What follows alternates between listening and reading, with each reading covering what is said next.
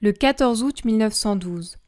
Pour en venir à s'oublier soi-même, il faut faire ses actions non seulement parce que Jésus veut qu'on les fasse, mais comme si c'était lui-même qui les faisait, ce qui leur donne un mérite divin. Si c'est par sa passion qu'il nous a rachetés, c'est par sa vie cachée qu'il a sanctifié et divinisé toutes nos actions humaines. Me trouvant dans mon état habituel, mon toujours aimable Jésus me dit « Ma fille, l'âme qui veut s'oublier elle-même doit faire ses actions comme si c'était moi-même qui les faisais. Si elle prie, elle doit dire « C'est Jésus qui prie, et moi je prie avec lui ». Si elle s'apprête à travailler, à marcher, à manger, à dormir, à se lever, à s'amuser, c'est Jésus qui va travailler, marcher, manger, dormir, se lever, s'amuser, et ainsi de suite.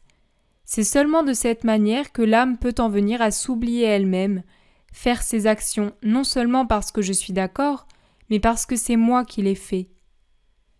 Un jour, pendant que je travaillais, je me suis dit « Comment est-ce possible que, quand je travaille, non seulement Jésus travaille avec moi, mais que c'est lui-même qui fait le travail ?» Il me dit « Oui, c'est moi qui le fais. Mes doigts sont dans les tiens et ils travaillent. » Ma fille, quand j'étais sur la terre, mes mains ne se sont-elles pas abaissées à travailler le bois, à enfoncer des clous, aidant ainsi mon père adoptif Joseph ? Ainsi, avec mes mains et mes doigts, je créais des âmes et divinisais les actions humaines en leur donnant un mérite divin. Par le mouvement de mes doigts, j'appelais le mouvement de tes doigts et celui des autres doigts humains, et en voyant que ce mouvement était fait pour moi et que c'était moi-même qui le faisais, je prolongeais ma vie de Nazareth en chaque créature, et je me sentais comme remerciée par elle pour les sacrifices et les humiliations de ma vie cachée. Fille, ma vie cachée de Nazareth n'est pas considérée par les hommes. Cependant, hormis ma passion, je ne pouvais leur faire un plus grand don, en m'abaissant à tous ces petits gestes que les hommes doivent faire quotidiennement, comme manger, dormir, boire, travailler, allumer le feu, balayer. Je mettais dans leurs mains des petites pièces de monnaie divine d'une valeur inestimable. Si ma passion les a rachetés, ma vie cachée a attaché à leurs actes, même les plus anodins, des mérites divins d'une valeur infinie. Vois-tu, quand tu travailles, et tu travailles parce que je travaille, mes doigts coulent dans les tiens, et pendant que je travaille avec toi, à ce moment même, mes mains créatrices répandent beaucoup de lumière dans le monde. Combien d'âmes j'interpelle, combien d'autres je sanctifie, corrige, châtie, etc. Et tu es avec moi, créant, interpellant, corrigeant, et ainsi de suite. Tout comme tu n'es pas seul en cela, moi non plus je ne suis pas seul dans mon travail. Puis-je te faire un plus grand honneur ? Qui pourrait dire tout ce que j'ai compris, tout le bien qu'on peut se faire à soi-même et qu'on peut faire aux autres quand on fait les choses comme si c'était Jésus qui les faisait avec nous. Mon esprit se perd et par conséquent, je m'arrête ici. Le 16 août 1912. Penser à soi-même aveugle l'esprit. Ne penser qu'à Jésus est lumière pour l'esprit et cause un enchantement doux et divin. Ce matin, mon toujours aimable Jésus me dit « Ma fille, penser à soi-même aveugle l'esprit et cause un enchantement humain, formant un filet autour de la personne. Ce filet est tissé de faiblesse, d'oppression, de mélancolie, de peur et de tout le mal se trouvant dans l'homme. Plus une personne pense à elle-même, même sous l'aspect du bien, plus ce filet devient épais et plus l'âme est aveuglée. Par contre, ne pas penser à soi-même, mais ne penser qu'à moi et n'aimer que moi en toutes circonstances est lumière pour l'esprit et cause un enchantement doux et divin. Ce divin enchantement forme aussi un filet, mais un filet de lumière, de force, de joie et de confiance, en somme, un filet de tout ce qui m'appartient. Plus une personne ne pense qu'à moi et n'aime que moi, plus ce filet s'épaissit au point que la personne ne se reconnaît plus. Comme il est beau de voir une âme entourée de ce filet tissé par l'enchantement divin. Comme cette âme est belle, gracieuse et chère à tout le ciel. Elle est l'opposé de l'âme fixée sur elle-même. Le 20 août 1912. Jésus s'empresse de nous aider quand nous lui demandons de l'aide. S'étant montré brièvement, mon toujours aimable Jésus me dit « Ma fille, comme je suis attristée quand je vois une âme repliée sur elle-même et agissant par ses propres moyens. Je suis près d'elle et la regarde, et voyant qu'elle est incapable de bien faire ce qu'elle fait, j'attends qu'elle me dise « Je veux faire cela, mais j'en suis incapable, viens le faire avec moi, et je ferai tout correctement. » Par exemple, « Je veux aimer, viens aimer avec moi. » Je veux prier, viens prier avec moi. Je veux faire ce sacrifice, donne-moi ta force, car je suis faible, et ainsi de suite. Avec plaisir et dans la plus grande joie, je serai là pour tout. Je suis comme un professeur qui, ayant proposé un devoir à son élève, reste près de lui pour voir ce qu'il va faire. Incapable de bien faire, l'élève s'inquiète, s'énerve et va même jusqu'à pleurer, mais il ne dit pas « Maître, montre-moi comment il faut faire ». Quel n'est pas le déplaisir du professeur qui se sent ainsi compté pour rien par son élève. Telle est ma condition. Il ajouta « Un proverbe dit « L'homme propose et Dieu dispose ».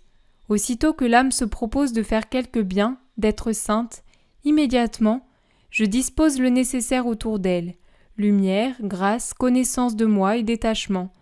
Et si je n'atteins pas le but par cela, alors, à force de mortification, je vois à ce que rien ne manque pour que le but soit atteint.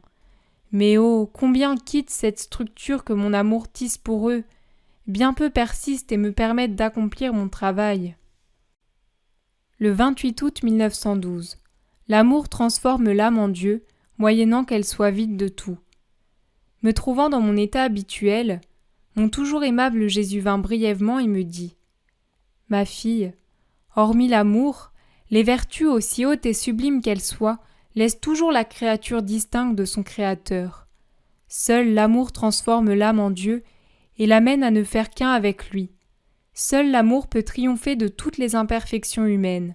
Cependant, l'amour véritable n'existe que si sa vie et sa nourriture proviennent de ma volonté. C'est ma volonté qui, unie à l'amour, amène la véritable transformation en Dieu. L'âme est alors en contact continuel avec ma puissance, ma sainteté et tout ce que je suis. On peut dire qu'elle est un autre moi. Tout est précieux et sainteté en elle. On peut dire que même sa respiration ou le sol que touchent ses pieds sont précieux et saints parce qu'il s'agit d'effets de ma volonté. Il ajouta « Oh, si tous connaissaient mon amour et ma volonté, ils arrêteraient de s'appuyer sur eux-mêmes ou sur les autres. Le soutien humain prendrait fin. Oh, comme ils le trouveraient insignifiant et inconfortable. Tous compteraient uniquement sur mon amour. Et comme mon amour est pur esprit, ils s'y sentiraient parfaitement à l'aise. Ma fille, l'amour veut trouver les âmes vides de tout.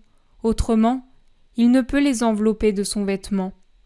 C'est comme pour un homme qui voudrait mettre un habit tellement étoffé qu'il ne pourrait s'y ajuster. Il essaierait d'entrer un bras dans une manche, mais il la trouverait bloquée. Ainsi, le pauvre homme ne pourrait que renoncer aux vêtements ou faire mauvaise impression. Il en va de même pour l'amour. Il ne peut vêtir l'âme que s'il la trouve totalement vide. Autrement, déçu, il doit se retirer. Le 31 août 1912.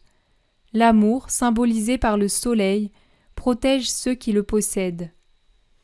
Pendant que je priais pour une personne, Jésus me dit « Ma fille, au sujet de l'amour, symbolisé par le soleil, il arrive comme pour les personnes qui ne peuvent commodément effectuer leur travail que si elles gardent les yeux baissés pour que la lumière du soleil ne les aveugle pas.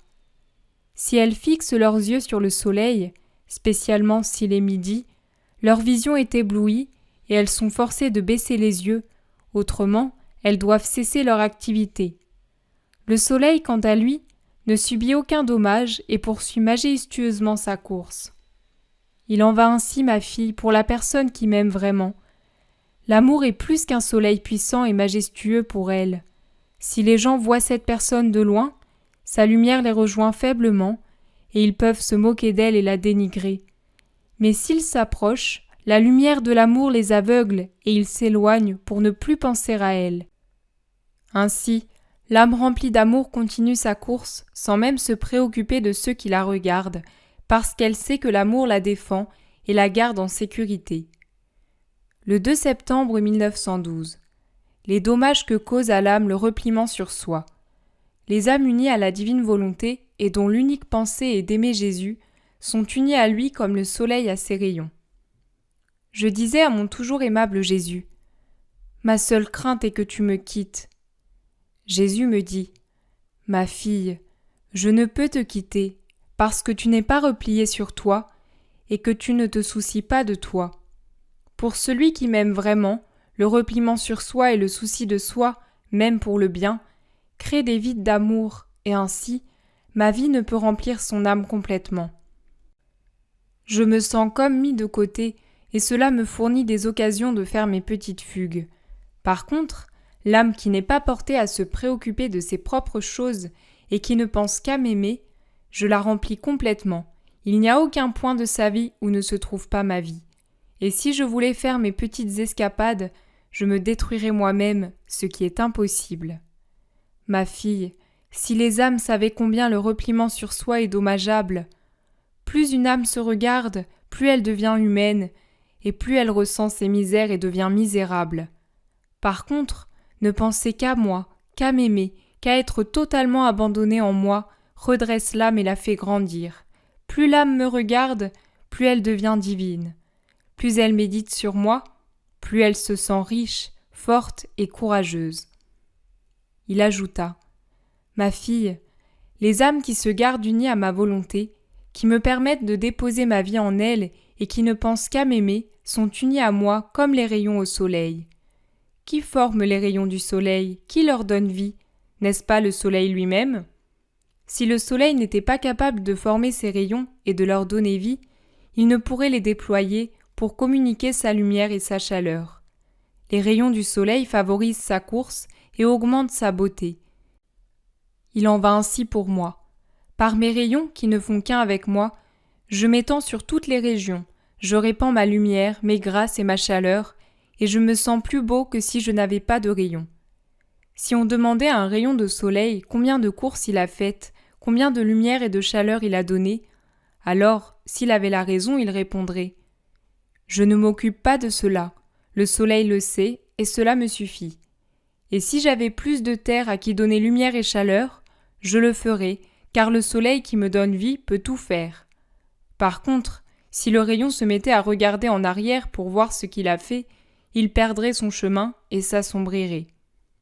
Telles sont les âmes qui m'aiment, elles sont mes rayons vivants, et elles ne s'interrogent pas sur ce qu'elles font.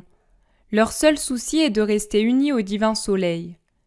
Si elles voulaient se replier sur elles-mêmes, il leur arriverait comme à ce rayon de soleil, elles perdraient beaucoup. Le 2 septembre 1912. Ceux qui expérimentent les effets de la proximité de Jésus. Poursuivant dans mon état habituel, Jésus bénit brièvement et me dit « Ma fille, je suis à l'intérieur et à l'extérieur des âmes, mais qui en expérimente les effets? Ce sont les âmes qui tiennent leur volonté près de ma volonté, qui m'appellent, qui prient, et qui connaissent ma puissance et tout le bien que je peux leur faire. Dans le cas contraire, c'est comme pour une personne qui a de l'eau dans sa maison, mais qui ne s'approche pas pour boire. Même s'il y a de l'eau, elle n'en profite pas et elle brûle de soif. Ou encore, c'est comme pour une personne qui a froid et qui se trouve à proximité d'un feu, mais qui ne s'en approche pas pour se réchauffer. Même s'il y a du feu, elle ne profite pas de cette source de chaleur, et ainsi de suite. Moi qui veux tant donner, quel n'est pas mon chagrin de voir que personne ne veut profiter de mes bienfaits. Le 29 septembre 1912. L'âme la plus favorisée par Jésus. Jésus dispose lui-même des intentions de l'âme qui vit dans sa volonté. Savoir utiliser les choses terrestres dans la divine volonté. J'écris sur des choses du passé. Je me disais, le Seigneur a parlé à quelques-uns de sa passion, à d'autres de son cœur, à d'autres de sa croix, et il a parlé de beaucoup d'autres choses. J'aimerais savoir qui a été le plus favorisé par Jésus. Mon aimable Jésus vint et me dit « Ma fille, sais-tu qui a davantage été favorisé par moi ?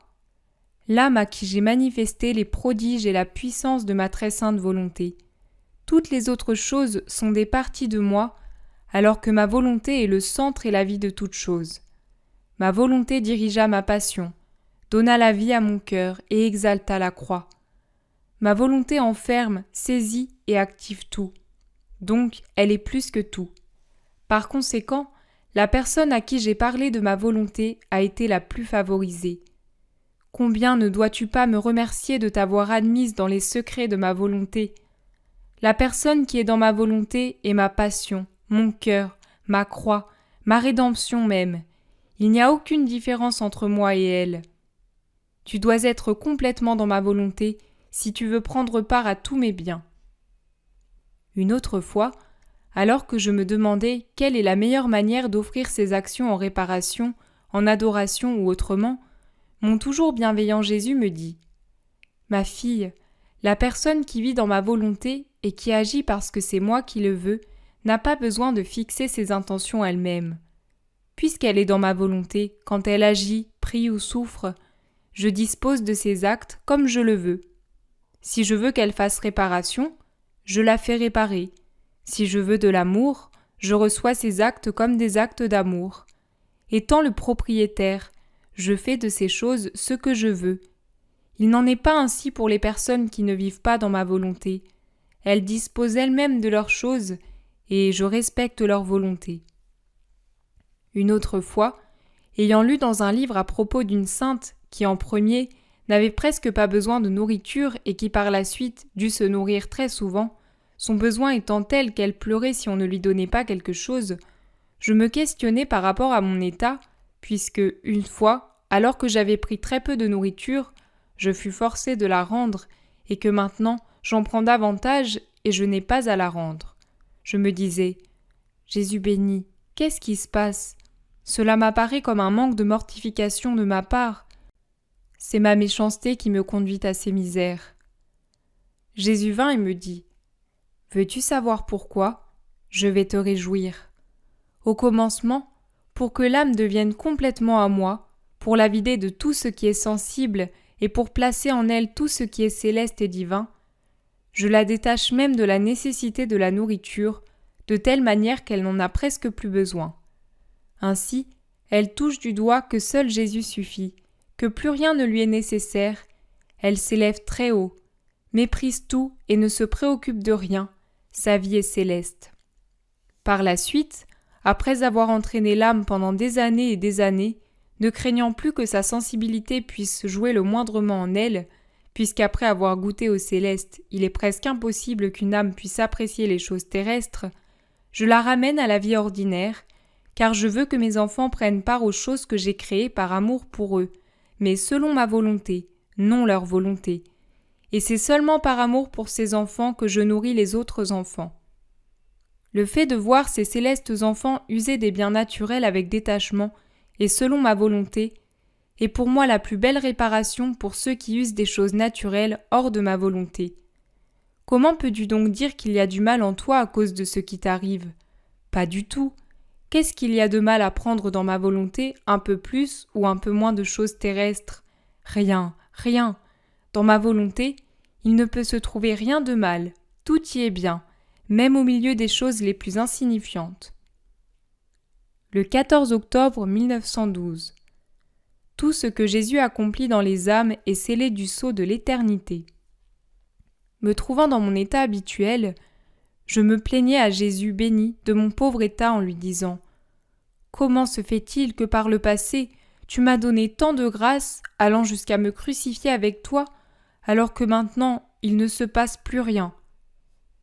Jésus me dit « Ma fille, que dis-tu ?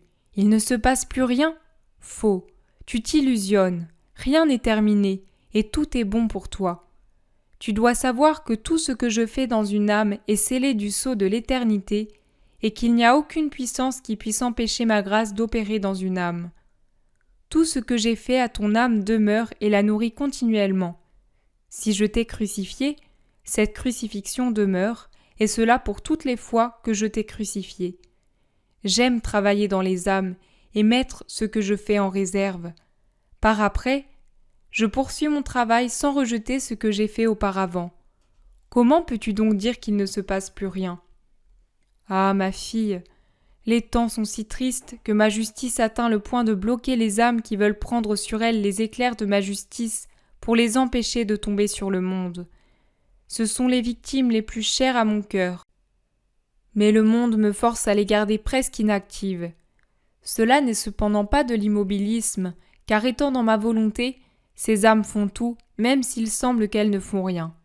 Ces âmes embrassent l'éternité, mais à cause de sa méchanceté, le monde n'en profite pas. Le 18 octobre 1912, Jésus et Louisa pleurent ensemble. Ce matin, mon toujours aimable Jésus vint brièvement. Il était très affligé et il pleurait.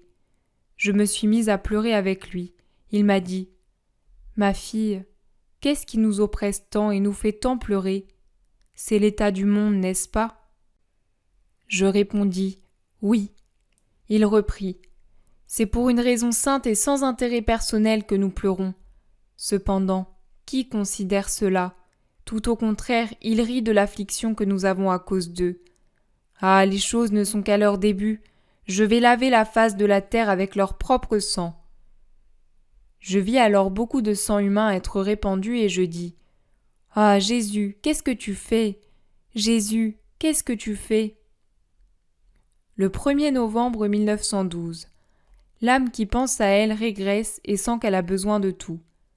L'âme qui vit dans la divine volonté ne manque de rien.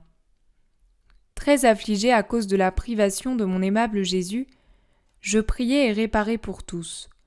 Mais dans mon amertume extrême, je pensais à moi en disant « Aie pitié de moi, Jésus, pardonne-moi. Ton sang et tes souffrances ne sont-ils pas pour moi aussi ? Ont-ils moins de valeur pour moi ?» Mon aimable Jésus me dit intérieurement « Ah, ma fille, que dis-tu ?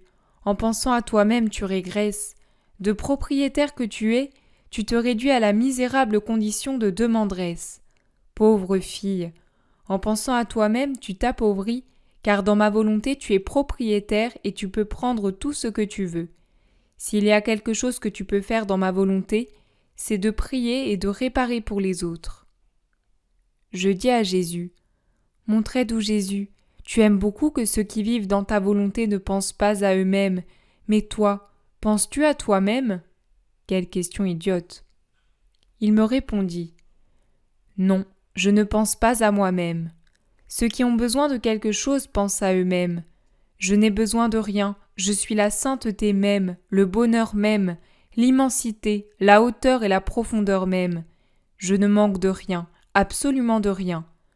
Mon être contient tous les biens possibles et imaginables. Si une pensée me vient, c'est la pensée de l'humanité. L'humanité est sortie de moi et je veux qu'elle me revienne. Je place dans la même condition que moi les âmes qui veulent vraiment faire ma volonté. Ces âmes ne font qu'un avec moi. Je les fais propriétaires de mes biens parce qu'il n'y a pas d'esclavage dans ma volonté. Ce qui est à moi est à elles, ce que je veux, elles le veulent. Donc, si une âme sent le besoin de quelque chose pour elle, cela signifie qu'elle n'est pas réellement dans ma volonté, ou à tout le moins qu'elle régresse, exactement comme tu le fais actuellement. Ne te semble-t-il pas étrange que celle qui a choisi de ne faire qu'un avec moi, qu'une seule volonté, me fasse des demandes de pitié, de pardon, de sang, de souffrance, alors que je l'ai faite propriétaire de tout avec moi ?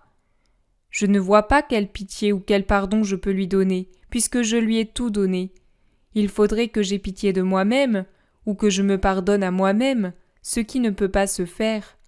Donc, je te recommande de ne pas quitter ma volonté et de continuer à ne pas penser à toi-même, mais seulement aux autres. Autrement, tu t'appauvriras toi-même et tu sentiras le besoin de tout. Le 2 novembre 1912. L'âme qui veut se reconnaître doit le faire en Jésus qui est en elle. Poursuivant dans mon affliction, je me disais « Je ne me reconnais plus. Ma douce vie, où es-tu ? Que dois-je faire pour te retrouver ? Sans toi, mon amour, je ne peux trouver la beauté qui m'embellit, la force qui me fortifie, la vie qui me vivifie. Je manque de tout, tout est mort pour moi. Sans toi, la vie est plus pénible que toute mort. c'est une mort continuelle. Viens, ô Jésus, je n'en peux plus. Ô suprême lumière, viens, ne me laisse pas attendre plus longtemps. Tu me laisses toucher tes mains, puis quand j'essaie de te saisir, tu t'éloignes aussitôt. Tu me laisses voir ton ombre, et dès que j'essaie de regarder dans cette ombre la majesté et la beauté de mon soleil Jésus, je perds les deux, l'ombre et le soleil. Oh, s'il te plaît, pitié, mon cœur est en 1000 pièces, je ne peux plus vivre. Ah, si au moins je pouvais mourir. Pendant que je disais cela, mon toujours aimable Jésus vint brièvement et me dit « Ma fille, je suis ici, en toi. Si tu veux te reconnaître, viens en moi, viens te reconnaître en moi. Si tu viens te reconnaître en moi, tu te remettras en ordre, parce qu'en moi, tu trouveras ton image semblable à moi. Tu trouveras là tout ce qui t'est nécessaire pour préserver et embellir cette image. Quand tu viendras te reconnaître en moi, tu reconnaîtras aussi ton prochain en moi. Et en voyant combien je t'aime et combien j'aime ton prochain, tu t'élèveras au niveau du véritable amour divin, et à l'intérieur et à l'extérieur de toi, tout se mettra dans l'ordre véritable qui est l'ordre divin. Mais si tu essayes de te reconnaître en toi-même, premièrement, tu ne te reconnaîtras pas vraiment parce qu'il te manquera la lumière divine. Deuxièmement, tu trouveras tout sans dessus-dessous, misère, faiblesse, noirceur, passion et tout le reste. C'est le désordre que tu trouveras à l'intérieur et à l'extérieur de toi, parce que toutes ces choses seront en guerre non seulement contre toi, mais aussi entre elles pour savoir laquelle pourra te blesser le plus. Et imagine dans quel ordre elles te placeront par rapport à ton prochain. Non seulement je veux que tu te reconnaisses en moi, mais si tu veux te rappeler de toi, tu dois venir le faire en moi. Autrement, si tu essayes de te rappeler de toi sans moi, tu te feras plus de mal que de bien. Le 25 novembre 1912. 2 escaliers pour se rendre au ciel. Une en bois pour ceux qui prennent le chemin des vertus, et une en or pour ceux qui vivent dans la vie de Jésus. Il me semble que ce matin, mon toujours aimable Jésus est venu selon sa manière habituelle. Il semblait heureux de me voir et d'être avec moi d'une manière familière. En le voyant si bon, doux et affable, j'oubliais toutes mes difficultés et privations. Comme il portait une couronne d'épines grosse et épaisse, je lui dis « Mon doux amour et ma vie, montre-moi que tu m'aimes toujours, enlève cette couronne de sur ta tête et de tes mains, place-la sur ma tête. » Sans tarder, il enleva la couronne de sa tête et la pressa sur la mienne de ses propres mains. Oh, comme j'étais heureuse d'avoir les épines de Jésus sur ma tête, aiguës, oui, mais douces. Il me regarda avec tendresse et amour. Me voyant ainsi regardée par Jésus, je dis hardiment « Jésus, mon cœur, les épines ne sont pas suffisantes pour que je sois certaine que tu m'aimes comme avant. N'as-tu pas aussi les clous avec lesquels me clouer ? Vite, ô Jésus, ne me laisse pas dans le doute, car le simple doute de ne pas toujours être aimé par toi me donne des morts continuelles. Transperce-moi. » Il me dit « Ma fille, je n'ai pas de clous avec moi, mais pour te contenter, je vais te transpercer avec un morceau de fer. » Ainsi, il prit mes mains et les déchira largement, et il fit pareil pour mes pieds. Je me sentais comme plongée dans une mer de douleur, mais aussi d'amour et de douceur. Il me semblait que Jésus ne pouvait pas ôter de moi son regard tendre et aimant.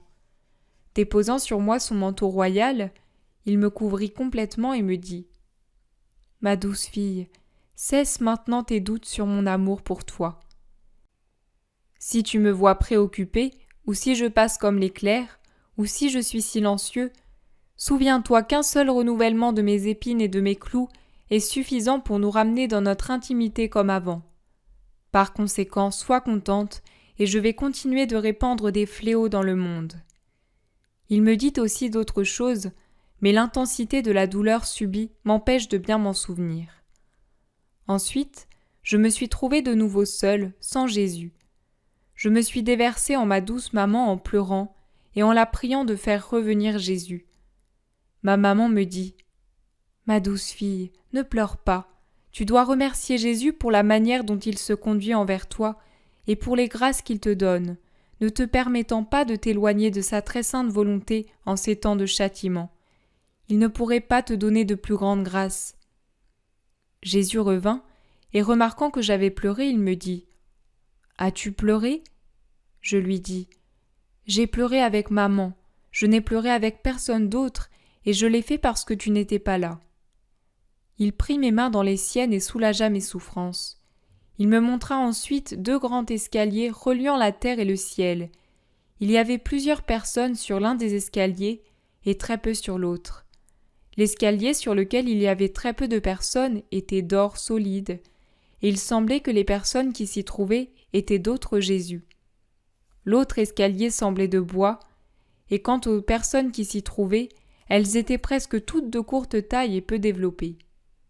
Jésus me dit « Ma fille, celles qui vivent leur vie dans la mienne montent par l'escalier en or. Je peux dire qu'elles sont mes pieds, mes mains, mon cœur, tout moi-même. Elles sont d'autres moi-même. Elles sont tout pour moi et je suis leur vie. Toutes leurs actions sont d'or et d'un prix inestimable, puisqu'elles sont divines. Personne n'est capable d'atteindre leur hauteur parce qu'elles sont ma vie même. Presque personne ne les connaît parce qu'elles sont cachées en moi. Ce n'est qu'au ciel qu'elles seront parfaitement connues.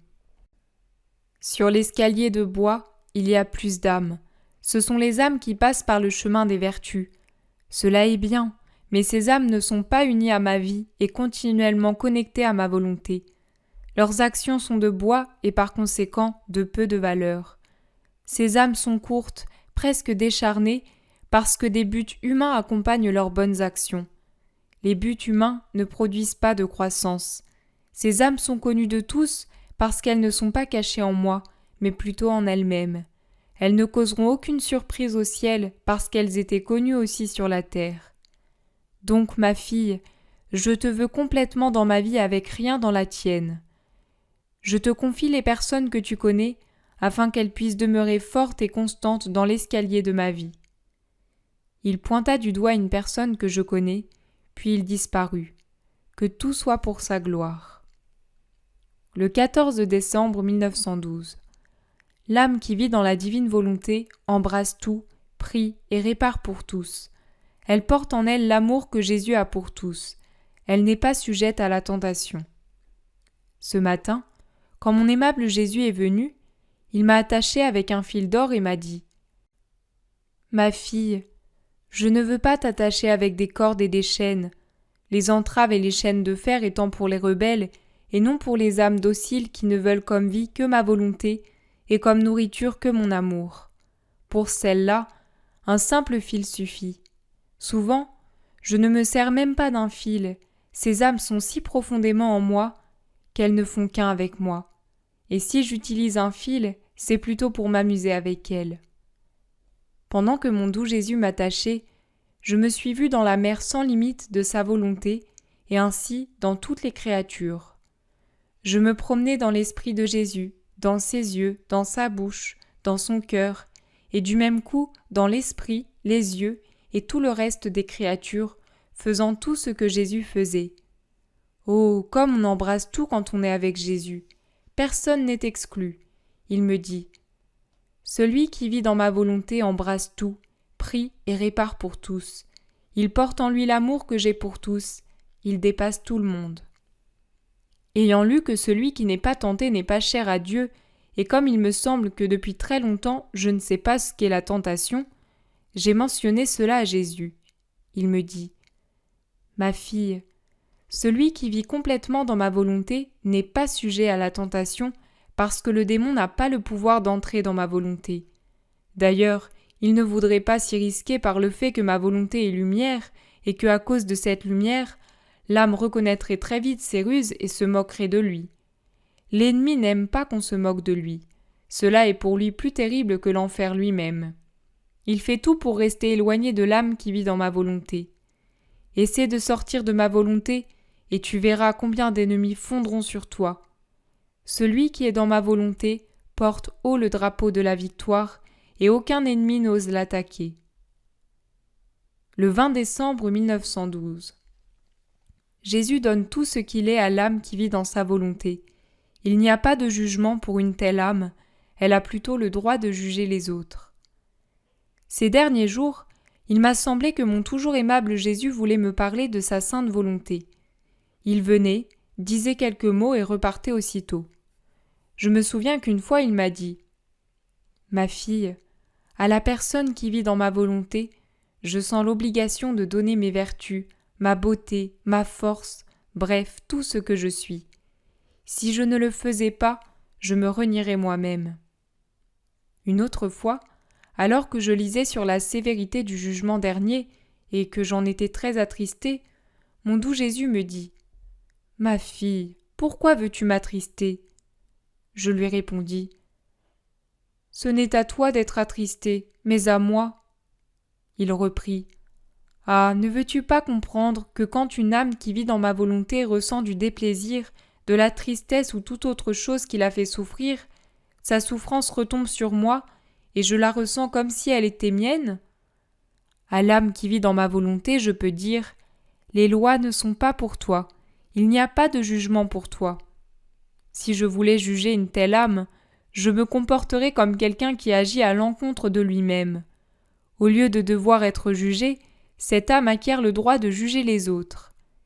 Il ajouta « La bonne volonté de l'âme qui fait le bien exerce un pouvoir sur mon cœur. Son pouvoir est si grand qu'il me force à lui donner ce qu'elle veut. » Après, il m'est venu une question. Qu'est-ce que Jésus aime le plus, l'amour ou sa volonté? Il me dit « Ma volonté doit avoir préséance sur tout. Vois par toi-même. Tu as un corps et une âme. Tu es constitué d'une intelligence, de chair, d'os, de nerfs, mais tu n'es pas en marbre froid. Tu contiens aussi de la chaleur. L'intelligence, le corps, la chair, les os et les nerfs sont ma volonté, alors que la chaleur qui se trouve dans l'âme est l'amour. Regarde la flamme et le feu. Ils sont ma volonté, alors que la chaleur qu'ils produisent est l'amour. La substance est ma volonté, et les effets de cette substance sont l'amour. Les deux sont si noués que l'un ne peut être sans l'autre. Plus l'âme possède la substance de ma volonté, plus elle produit de l'amour. Le 22 janvier 1913. La triple passion de Jésus, celle de l'amour, celle pour les péchés et celle des Juifs. Jésus projeté dans le torrent du Cédron. J'étais immergé en Jésus et je pensais à sa passion, spécialement à ce qu'il a souffert dans le jardin. Il me dit « Ma fille, ma première passion en fut une d'amour, car la première raison pour laquelle l'homme pêche, c'est son manque d'amour. Ce manque d'amour me fit souffrir plus que tout. Il m'écrasa plus que si j'avais été totalement broyé. Il me donna autant de mort qu'il y a de créatures qui reçoivent la vie. Une deuxième passion fut celle pour les péchés. Le péché fraude Dieu de la gloire qui lui est due. Aussi, pour réparer pour la gloire dont Dieu est privé à cause du péché, le Père me fit subir la passion pour les péchés. Chaque péché me causa une passion particulière. Je souffris autant de passion qu'il s'est commis de péché et qu'il s'en commettra jusqu'à la fin du monde. Ainsi, la gloire du Père fut restaurée. Le péché engendre la faiblesse chez l'homme. Je voulus souffrir ma passion par les mains des Juifs, ma troisième passion, pour restaurer en l'homme sa force perdue. Ainsi, par ma passion de l'amour, l'amour fut restauré et replacé à son juste niveau. Par ma passion pour les péchés, la gloire du Père fut restaurée et replacée à son niveau. Par ma passion subie par les mains des Juifs, la force des créatures fut restaurée et replacée à son niveau. J'ai souffert tout cela dans le jardin, des douleurs extrêmes, de multiples morts, des spasmes atroces, tout cela dans la volonté du Père. Ensuite, je portai ma réflexion sur le moment où mon aimable Jésus fut projeté dans le torrent du Cédron. Il se montra dans un état pitoyable, tout détrempé de ces eaux nauséabondes. Il me dit « Ma fille, en créant l'âme, je l'ai recouverte d'un manteau de lumière et de beauté, mais le péché lui ôte ce manteau pour le remplacer par un manteau de ténèbres et de laideur, ce qui la rend dégoûtante et nauséabonde. Pour enlever de l'âme ce triste manteau, j'ai permis aux Juifs de me jeter dans le torrent du Cédron, où je fus comme enveloppé à l'intérieur et à l'extérieur, puisque ces eaux putrides entrèrent même dans mes oreilles, mes narines et ma bouche. Les Juifs avaient le dégoût de me toucher. Ah, combien l'amour des créatures m'a coûté, au point de me rendre nauséabond, y compris pour moi-même. Le 5 février 1913. L'âme qui ne fait pas la volonté de Dieu n'a pas de droit. Elle est une intruse et une voleuse des choses de Dieu. La différence entre la divine volonté et l'amour.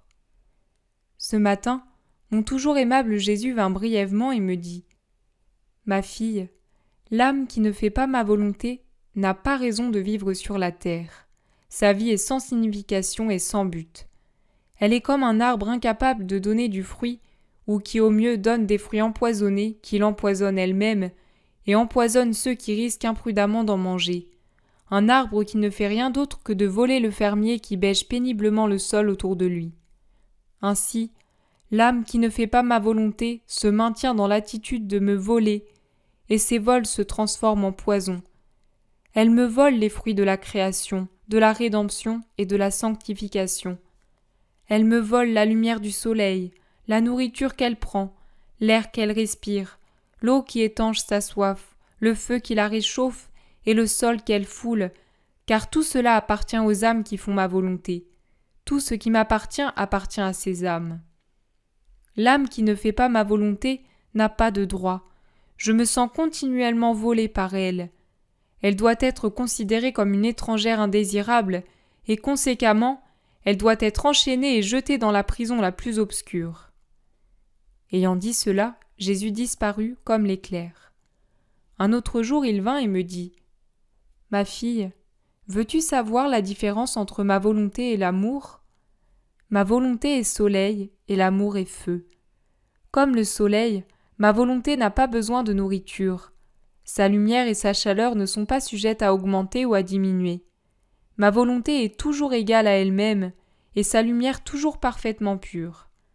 D'un autre côté, le feu, symbole de l'amour, a besoin d'être nourri par du bois, et s'il en manque, il risque de dépérir au point de s'éteindre. Le feu augmente ou diminue selon le bois dont on l'alimente. Ainsi, il est sujet à l'instabilité. Sa lumière risque d'être assombrie et mêlée de fumée si elle n'est pas régularisée par ma volonté. Le 19 février 1913. La divine volonté est pour l'âme ce que l'opium est pour le corps. La créature qui vit dans la divine volonté n'a rien d'autre à faire que de laisser Jésus agir en elle. Poursuivant dans mon état habituel et ayant reçu la Sainte Communion, mon toujours aimable Jésus me dit « Ma fille, ma volonté est pour l'âme ce que l'opium est pour le corps. Le pauvre patient qui doit subir une opération, l'amputation d'une jambe ou d'un bras par exemple, est endormi avec de l'opium. Ainsi, il ne sent pas la vivacité de la douleur et à son réveil, l'opération est accomplie. Il n'a pas trop souffert grâce à l'opium. Il en va ainsi de ma volonté. Elle est pour l'âme l'opium qui endort l'intelligence, l'amour-propre, l'estime de soi et tout ce qui est humain. Elle ne permet pas au déplaisir, à la diffamation, à la souffrance ou à la douleur intérieure de pénétrer profondément dans l'âme parce qu'il la garde comme endormie. Néanmoins, l'âme conserve les mêmes effets et les mêmes mérites, exactement comme si elle avait ressenti profondément ses souffrances. Avec une importante différence cependant. L'opium doit être acheté et la personne ne peut en prendre souvent. Si elle en prend souvent, voire tous les jours, elle devient confuse, surtout si elle est de faible constitution. L'opium de ma volonté, par contre, est gratuit, et l'âme peut en prendre n'importe quand. Plus elle en prend, plus sa raison en est éclairée, et si elle est faible, elle acquiert la force divine. Par la suite, il me sembla voir des gens autour de moi. Je dis à Jésus « Qui sont-ils » Il me répondit « Ce sont ceux que je t'ai confiés il y a quelque temps. Je te les recommande, veille sur eux. Je veux former un lien entre toi et eux pour les avoir toujours autour de moi. » Il en pointa un en particulier. Je dis à Jésus « Ah Jésus, tu as oublié ma misère extrême et mon néant, et à quel point j'ai besoin de tout. Que dois-je faire ?» Il me répondit « Ma fille, tu ne feras rien, juste comme tu n'as jamais rien fait. c'est moi qui parlerai et agirai en dedans de toi. Je parlerai par ta bouche. Si tu le veux, et si ces personnes ont de bonnes dispositions, je ferai tout. Et si je dois te garder endormi dans ma volonté, je te réveillerai quand ce sera le temps, et je te ferai leur parler. Je me réjouirai en t'entendant parler de ma volonté, soit en état de veille, soit endormi. Le 16 mars 1913. Les prières dans l'aridité. Dans la divine volonté, la glace est plus ardente que le feu. Dieu agit par les âmes qui vivent dans la divine volonté. Je vais écrire quelques petites choses que Jésus m'a dites ces derniers jours. Je me souviens que tout en me sentant froide et indifférente, je faisais ce que j'avais coutume de faire. Je me disais « Qui pourrait dire combien plus de gloire je donne à Jésus quand je me sens à l'opposé de ce que je ressens présentement ?» Jésus me dit « Ma fille, quand l'âme prie avec ferveur, c'est de l'encens avec de la fumée qu'elle m'envoie. Quand elle prie en se sentant froide, mais sans laisser entrer en elle quoi que ce soit d'étranger à moi, c'est de l'encens sans fumée qu'elle m'envoie. Les deux me plaisent, mais l'encens sans fumée me plaît davantage, parce que la fumée cause toujours quelque ennui aux yeux. » Comme je continuais à me sentir froide, mon aimable Jésus me dit « Ma fille, dans ma volonté, la glace est plus ardente que le feu. Qu'est-ce qui t'impressionnerait le plus, de voir la glace brûler et détruire tout ce qui la touche, ou le feu transformer les choses en feu? Certainement la glace. Ah, ma fille, dans ma volonté, les choses changent de nature. Ainsi, dans ma volonté, la glace a la vertu de détruire toute chose qui n'est pas digne de ma sainteté, rendant l'âme pure, claire et sainte, selon mon goût et non selon son goût. Tel est l'aveuglement des créatures et aussi des personnes que l'on considère comme bonnes quand elles se sentent froides, faibles, opprimées, etc. Plus elles se sentent mauvaises, plus elles se replient à l'intérieur de leur volonté, se formant un labyrinthe pour s'enfoncer davantage dans leurs troubles plutôt que de faire le saut dans ma volonté, où elles trouveraient le froid feu, la misère richesse, la faiblesse force, l'oppression joie. C'est par exprès que je fais en sorte que l'âme se sente mauvaise, pour lui donner l'opposé de ce qu'elle ressent. Cependant, ne voulant pas comprendre cela une fois pour toutes, les créatures rendent vains mes desseins sur elles. Quel aveuglement! Quel aveuglement! Un autre jour, Jésus me dit « Ma fille, vois comment se nourrit l'âme qui vit dans ma volonté. » Il me fit voir un soleil déployant d'innombrables rayons.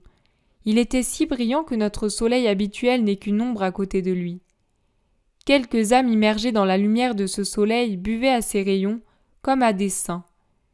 Bien que ces âmes semblaient totalement inactives, tout le travail divin se faisait par elles. Mon toujours aimable Jésus ajouta « As-tu vu le bonheur des âmes qui vivent dans ma volonté et comment mes travaux se font par elles ? L'âme qui vit dans ma volonté se nourrit de lumière, c'est-à-dire de moi. Et pendant qu'elle ne fait rien, elle fait tout. Quoi qu'elle pense, fasse ou dise, cela est l'effet de la nourriture qu'elle prend, c'est-à-dire le fruit de ma volonté. » Le 21 mars 1913. L'âme abandonnée en la divine volonté est de l'opium pour Jésus. Quand les choses de la terre rendent l'air irrespirable pour l'âme, Jésus purifie l'air à l'aide des vents de l'adversité. Poursuivant dans mon état habituel, je priais mon doux Jésus d'avoir la gentillesse de me faire partager ses souffrances. Il me dit « Ma fille, ma volonté est l'opium de l'âme, mais mon opium à moi, c'est l'âme abandonnée en ma volonté. Cet opium provenant de l'âme empêche les épines de me piquer, les clous de me transpercer, les blessures de me faire souffrir. Il soulage tout en moi, il endort tout. Si donc tu m'as donné de l'opium, comment peux-tu vouloir que je te fasse partager mes souffrances ? Si je ne les ai pas pour moi-même, je ne les ai pas pour toi non plus. » Je lui dis « Ah Jésus, tu es bon de m'arriver avec cela. Tu te moques de moi en prenant des mots qui te permettent de ne pas me contenter. » Il me répondit « Non, non, c'est vrai, c'est réellement comme cela. J'ai besoin de beaucoup d'opium et je te veux complètement abandonner en moi, de sorte que je ne te reconnaisse plus comme étant toi-même, mais comme étant moi-même, et que je puisse ainsi te dire que tu es mon âme, ma chair, mes os. En ces temps, j'ai besoin de beaucoup d'opium, car si je me réveille, je vais déverser un déluge de châtiments. » Puis il disparut. Il revint un peu plus tard et ajouta : « Ma fille, il arrive souvent pour les âmes ce qui se produit dans l'air. À cause de la mauvaise odeur qui s'échappe de la terre, l'air devient lourd et un bon vent est nécessaire pour éliminer cette mauvaise odeur. Ensuite, après que l'air ait été purifié et qu'une brise bienfaisante se soit mise à souffler, on a le goût de garder la bouche ouverte afin de mieux profiter de cet air purifié. La même chose se produit pour l'âme. Souvent, la complaisance, l'estime de soi, l'ego et tout ce qui est humain alourdissent l'air de l'âme, et je suis forcé d'envoyer les vents de la froideur, de la tentation, de l'aridité, de la calomnie, pour qu'ils nettoient l'air, purifient l'âme et la replacent dans son néant. Ce néant ouvre la porte au tout, à Dieu, qui fait naître des brises parfumées, de sorte que, en gardant la bouche ouverte, l'âme puisse mieux profiter de cet air bienfaisant pour sa sanctification. Le 24 mars 1913. Le mécontentement est un fruit de la volonté humaine. La céleste maman était remplie de Jésus par la pensée constante de sa passion. Je ressentais un certain mécontentement à cause des privations de mon toujours aimable Jésus, quand il vint brièvement et me dit : « Ma fille, que fais-tu ? Je suis le contentement des contentements. Comme je suis en toi et que je ressens du mécontentement, je reconnais que cela provient de toi et par conséquent, je ne me reconnais pas totalement en toi. En effet, le mécontentement fait partie de la nature humaine et non de la nature divine.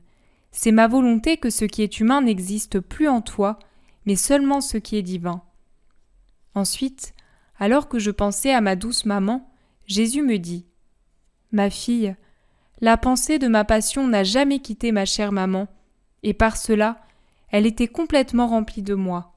La même chose arrive à l'âme, à force de penser à ce que j'ai souffert, elle en vient à être complètement remplie de moi. » Le 2 avril 1913, Jésus dirige la respiration de tous à partir de l'âme qui vit dans sa divine volonté. J'étais tout affligé à cause de la privation de mon doux Jésus. Il vint par derrière, plaça une main sur ma bouche et déplaça les draps du lit qui étaient si proches qu'il m'empêchait de respirer librement. Il me dit : « Ma fille, l'âme qui vit dans ma volonté est ma respiration, et comme ma respiration contient toutes les respirations des créatures, je dirige la respiration de tous à partir de cette âme. Voilà pourquoi j'ai éloigné les draps, car moi aussi je sentais ma respiration gênée. » Je dis à Jésus : « Ah Jésus, que dis-tu ? Je sens plutôt que tu m'as quitté et que tu as oublié toutes tes promesses. » Il me répondit : « Ma fille, ne dis pas cela. Tu m'offenses et me forces à te faire sentir pour de vrai ce que signifie être laissé par moi. » Avec beaucoup de douceur, il ajouta : « Celui qui vit dans ma volonté illustre de façon saisissante le fait que pendant ma vie sur la terre, bien que je paraissais être un homme, j'étais toujours le fils bien-aimé de mon cher Père. De la même manière, l'âme qui vit dans ma volonté conserve le revêtement de l'humanité, bien que ma personne inséparable de la très sainte Trinité se trouve en elle. Et la divinité dit : voilà une autre âme que nous gardons sur terre. Par amour pour elle, nous soutenons la terre parce qu'elle nous remplace en tout. » Le 10 avril 1913. La valeur et les effets des heures de la Passion. Comment Jésus veut qu'on les fasse. L'amour de Jésus est un feu qui détruit le mal et donne vie au bien. Ce matin, mon toujours aimable Jésus vint et me serrant sur son cœur, il me dit : « Ma fille, l'âme qui pense toujours à ma passion forme une source dans son cœur, et plus elle continue de penser à ma passion, plus cette source s'agrandit. Et comme les eaux de cette source sont pour tous, cette source coule pour ma gloire et au profit de cette âme et de toutes les autres âmes. » Je lui dis : « Dis-moi, mon Dieu, quelle récompense donneras-tu à ceux qui font les heures de la passion de la manière que tu m'as enseignée ? » Il me répondit : « Ma fille, je considérerai ces heures non pas comme faites par eux, mais comme faites par moi. Selon leur disposition, je leur donnerai les mêmes mérites et les mêmes effets que si j'étais en train de souffrir ma passion, cela même pendant leur vie sur la terre. Je ne pourrai pas leur donner une plus grande récompense. Puis au ciel, je placerai ces âmes devant moi et leur lancerai des flèches d'amour et de contentement autant de fois qu'elles auront fait les heures de ma passion, et elles me rendront là pareil. Quel doux enchantement ce sera pour tous les bienheureux. Il ajouta : Mon amour est feu, mais pas un feu matériel qui réduit les choses en cendres. Mon feu vivifie et perfectionne, et s'il consume quelque chose, c'est tout ce qui n'est pas sain, les désirs, les affections et les pensées qui ne sont pas bonnes. C'est la vertu de mon feu, brûler le mal et donner vie au bien. Si l'âme ne sent en elle aucune tendance au mal, elle peut être certaine que mon feu est en elle. Mais si elle sent du feu mêlé de mal en elle, elle peut douter que ce soit mon vrai feu. Le 9 mai 1913. Relation entre Jésus et sa céleste maman quand ils étaient sur la terre. Pendant que je priais, je pensais au moment où Jésus quitta sa très sainte mère pour aller souffrir sa passion. Je me disais : comment était-il possible que Jésus se sépare de sa chère maman et elle de Jésus ? Jésus béni me dit : Ma fille, il ne pouvait y avoir de séparation entre moi et ma douce maman. La séparation ne fut qu'apparente. Il y avait fusion entre elle et moi, et cette fusion était telle que je suis demeuré avec elle et elle avec moi. On peut dire qu'il y avait une sorte de bilocation.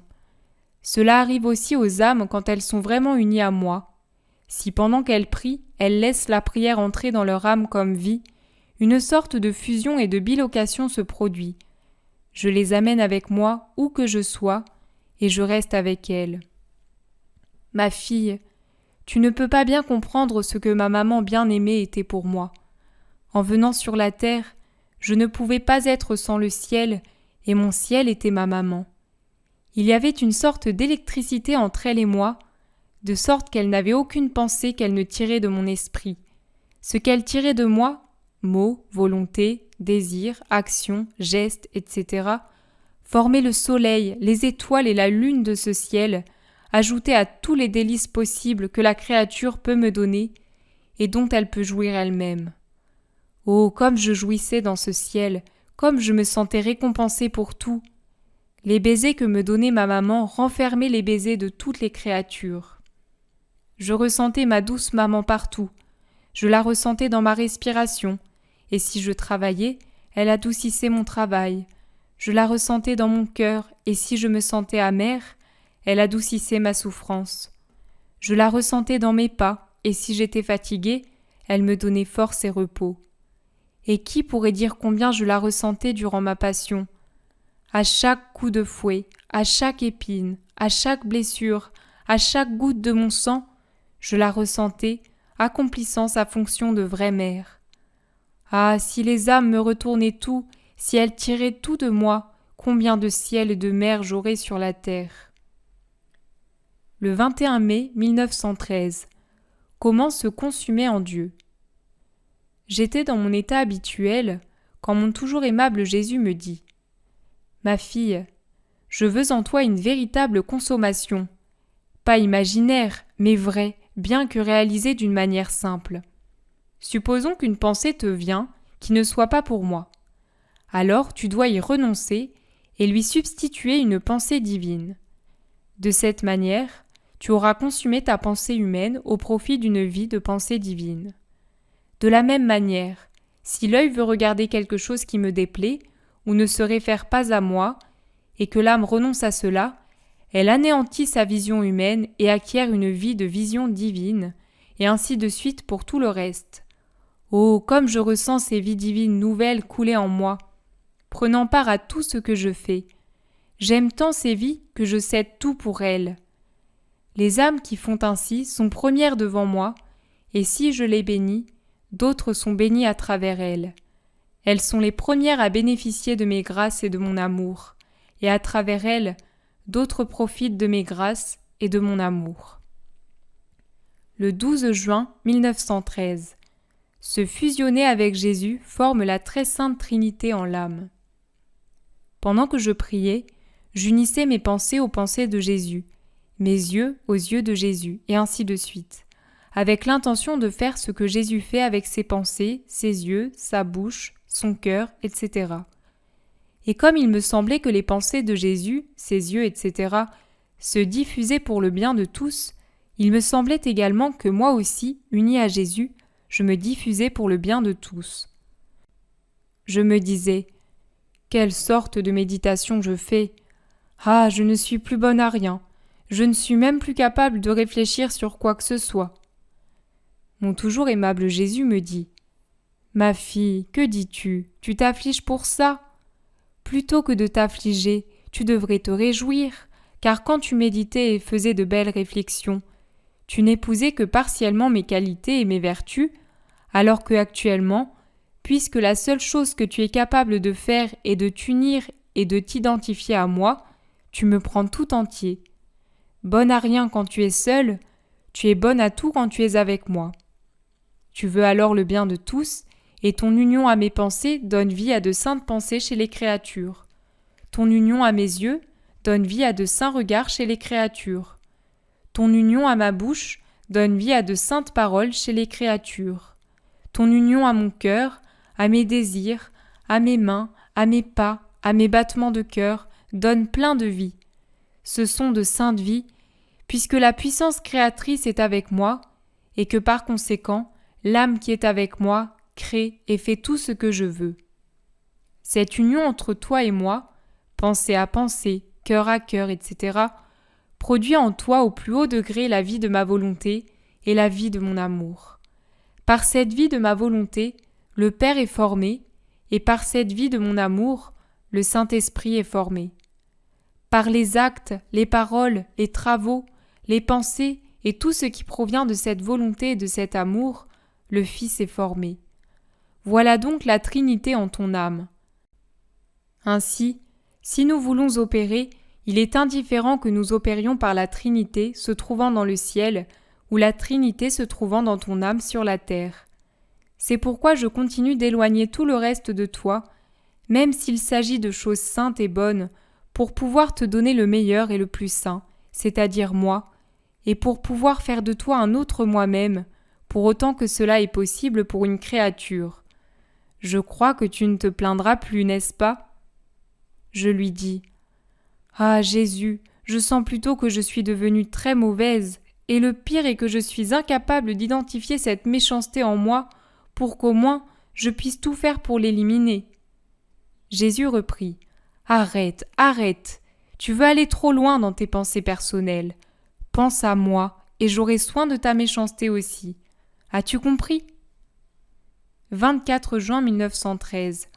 L'âme qui n'a pas d'appétit pour le bien. L'âme qui n'a pas d'appétit pour le bien ressent une sorte de nausée et de répulsion pour le bien. Donc, elle est le refus de Dieu.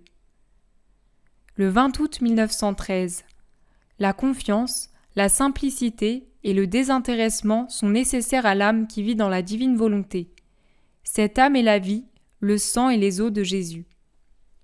Pendant que je priais, j'ai vu mon aimable Jésus en moi et plusieurs âmes autour de moi qui disaient « Seigneur, tu as tout placé dans cette âme. » Tendant les mains vers moi, elle me disait « Puisque Jésus est en toi et qu'il a tous ses biens avec lui, prends ces biens et donne-les-nous. » J'étais confuse et Jésus béni me dit « Ma fille, tous les biens possibles se trouvent dans ma volonté et il est nécessaire pour l'âme qui y vit de s'y sentir en confiance et d'opérer comme si elle était propriétaire avec moi. Les créatures attendent tout de cette âme et si elles ne reçoivent pas, elles se sentent fraudées. Cependant, comment cette âme peut-elle donner si elle n'opère pas avec moi en toute confiance ? Donc, confiance pour pouvoir donner, simplicité pour pouvoir communiquer facilement avec tous, et désintéressement, voilà ce qui est nécessaire à l'âme qui vit dans ma volonté, pour pouvoir vivre totalement pour moi et pour les autres. C'est ainsi que je suis. Il ajouta, « Ma fille, il arrive à l'âme qui vit dans ma volonté comme à un arbre greffé. La puissance de la greffe a la vertu de détruire la vie de l'arbre qui la reçoit. Par suite, on ne voit plus les feuilles et les fruits de l'arbre original, mais ceux de la greffe. Et si l'arbre original disait à la greffe « Je veux au moins garder une petite branche de moi, afin que moi aussi je puisse donner quelques fruits et qu'on sache que j'existe encore », la greffe répondrait « Tu n'as plus aucune raison d'exister après avoir accepté que je me greffe sur toi. La vie est totalement mienne maintenant. » De la même manière, l'âme qui vit dans ma volonté peut dire « Ma vie est terminée. Ce ne sont plus mes travaux, mes pensées et mes paroles qui sortent de moi, mais les travaux, les pensées et les paroles de celui dont la volonté est ma vie. À celui qui vit dans ma volonté, je dis « Tu es ma vie, mon sang, mes os. » La vraie transformation sacramentelle se produit, pas par la vertu des paroles du prêtre, mais par la vertu de ma volonté. Dès qu'une âme décide de vivre dans ma volonté me crée dans cette âme, et par le fait que ma volonté coule dans la volonté, les travaux et les pas de cette âme, elle subit autant de création. C'est comme pour un ciboire rempli de particules consacrées. Il s'y trouve autant de Jésus qu'il y a de particules, un Jésus par particule. De la même manière, par la vertu de ma volonté, l'âme qui vit dans ma volonté me contient dans tout son être de même que dans chacune de ses parties. L'âme qui vit dans ma volonté est en communion éternelle avec moi, une communion avec tous ses fruits. Le 27 août 1913. Les pièges et la rage du démon contre les âmes qui vivent dans la divine volonté.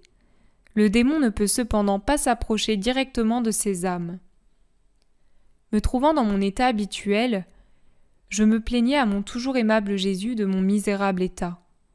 Avec véhémence, je lui disais « Vie de ma vie, tu n'as donc plus compassion de moi. Pourquoi vivre ?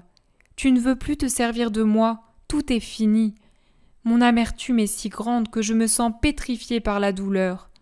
De plus, pendant que je me garde abandonné entre tes bras, comme si je n'avais aucune pensée pour ma grande infortune, d'autres, et tu sais de qui je parle, me disent « Que se passe-t-il ? C'est peut-être que tu as commis des fautes ou que tu es distraite. » Pire encore, pendant qu'ils me disent cela, je sens que je ne veux pas les entendre, comme s'ils venaient interrompre le sommeil dans lequel tu me gardes, dans les bras de ta volonté. Ah Jésus, peut-être que tu ne te rends pas compte à quel point cette souffrance est dure pour moi.